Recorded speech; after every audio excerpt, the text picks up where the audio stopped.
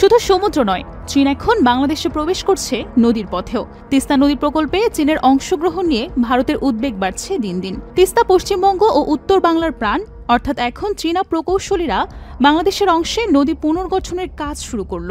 ভারতের দাদাগিরির 12টাও বাজতে পারে। দিল্লি একে দেখছে কৌশলগত হুমকি হিসেবে।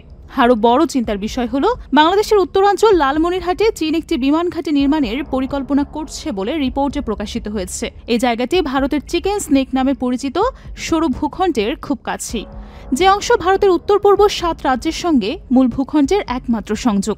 ভারতের নিরাপত্তা বিশেষজ্ঞরা বলছেন, এই অঞ্চলে চীনের উপস্থিতি ভারতের জন্য কৌশলগত দুঃস্বপ্ন। এদিকে ডিজিটাল খাতেও চীনের প্রভাব দৃশ্যমান। হুয়াওয়ে 2021 সালেই ঢাকায় চালু করেছে বাংলাদেশের প্রথম 5G নেটওয়ার্ক।